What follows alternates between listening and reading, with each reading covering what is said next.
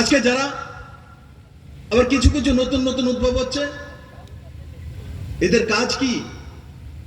এদের কাজ কয়লা স্মাগলিং করা, গায়ে স্মাগলিং করা, লুটতারাজ করা, সিন্ডিকেটবাজি করা।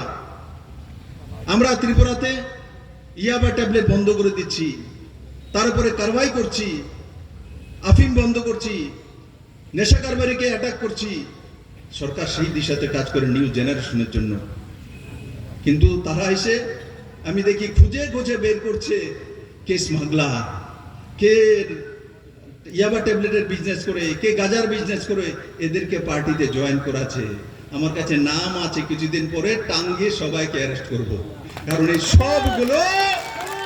সবগুলো ত্রিপুরাতে ড্রাগসের স্মাগলার রয়েছে।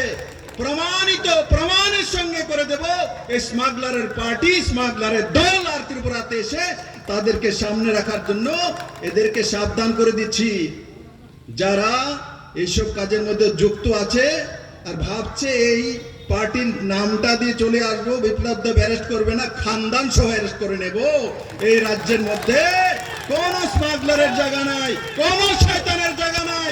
এই রাজ্যে যদি জায়গা আছে তো সবকা সাথ সবকা বিকাশ, 37 লক্ষ ত্রিপুরাবাসীর জায়গা আছে। ত্রিপুরাতে তাদের জায়গা নেই। যদি ভাবে বিপ্লব দেব চুপ করে রয়েছে, বিপ্লব দেব চুপ থাকার মানুষ নয়। বিপ্লব দেব নরেন্দ্র ভাই মোদীর দীক্ষিত।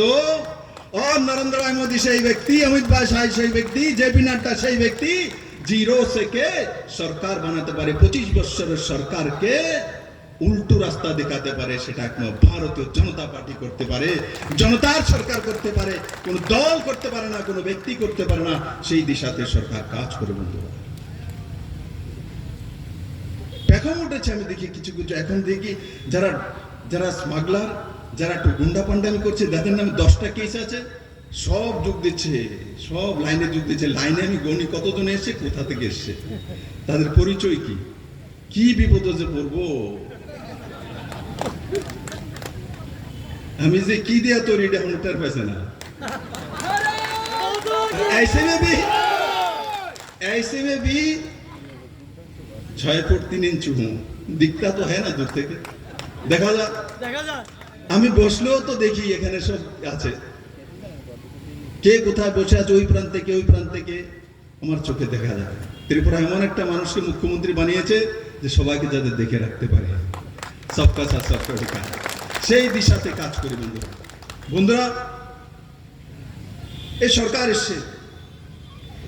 এসছে তো মানুষের একটা বিশ্বাস, আশা, নরেন্দ্র ভাই মোদী সরকার এসছে, বিপ্লব দেবকে, আমাদের ছেলেকে মুখ্যমন্ত্রী বানিয়েছে, আমার ছেলেকে চাকরি দেবে, আমাকে রোজগার দেবে, আমার গরিবী দূর করবে। বড়জলার মানুষ পাকা বাড়ি চাইছে, বাড়ির সামনে রাস্তা চাইছে, লাইট চাইছে। অন্যায় কি করছে, কার কাছে চাইবে? মুখ্যমন্ত্রীর কাছে তো চাইবে, প্রধানমন্ত্রীর কাছে তো চাইবে, অধিকার চাইছে। কিন্তু আগে তো অধিকারও চাইতে পারত না। সমস্ত অধিকার কোথায় বাধা ছিল? পার্টি অফিসের মধ্যে বাধা ছিল। পার্টি অফিসের মধ্যে সমস্ত অধিকার বাধা ছিল। যদি মেয়েকে বিয়ে দিতে হতো তো পার্টি অফিস আলাপ নিয়ে আসবে, ওনার সঙ্গে বিয়ে দিই, না হলে মেয়ে বিয়ে দিতেন পারতেন না। ছেলের বিয়ে করব, আমরা পঞ্জিকা দিকে ডেট ঠিক করি, পার্টি অফিসে ঠিক করব। ত্রিপুরা কৃষ্টি সংস্কৃতির পরিসমাপ্তি হচ্ছিল 2018-তে। ত্রিপুরার মানুষ জীবনে বেঁচেছে, প্রাণে বেঁচেছে, প্রাণ পেয়েছে, নতুন নতুন জীবন পেয়েছে, স্বাধীনতা পেয়েছে, স্বাধিকার পেয়েছে, বলার শক্তি পেয়েছে 2018-তে। 3 মার্চ ঐতিহাসিক। বন্ধুরা, এই সরকার আসার পর আমি যদি ভারতীয় জনতা পার্টির সমস্ত কার্যকর্তাকে জিজ্ঞাসা করি, মাঝে মাঝে আমার কাছে প্রশ্ন আসে পৃষ্ঠা প্রমুখের কাছ থেকে, দাদা আমরা তো অনেকদিন ধরে বিজেপি করেছি, আমরা কি পেয়েছি, কেন পাইনি, কেন চাকরি হচ্ছে না, কেন রোজগার হচ্ছে না? আমি সেই কার্যকর্তাদের আজকে ময়দান থেকে জিজ্ঞাসা করব, 2017-তে ত্রিপুরাতে ভারতীয় জনতা পার্টির 11 জন কার্যকর্তাকে নির্মমভাবে খুন করা হয়েছে, নিশিকান্ত চাকমাকে খুন করা হয়েছে। ভারতীয় জনতা পার্টি তখন নিশিকান্ত চাকমার পরিবারের সঙ্গে আর্থিকভাবে, মানবিকভাবে দাঁড়িয়েছিল শ্রীলঙ্কাতে। এবং এই সরকার আসার পর স্পেশাল ক্যাবিনেটে এনে নিশিকান্ত চাকমার মিসেসকে সরকারি পাক্কা চাকরি দেওয়া হয়েছে ভারতীয় জনতা পার্টি। সেই পার্টি কার্যকর তার মৃত্যুর পরও তার পরিবারের সঙ্গে তারা স্থায়ীভাবে দাঁড়াচ্ছে পার্টি ভারতীয় জনতা পার্টি।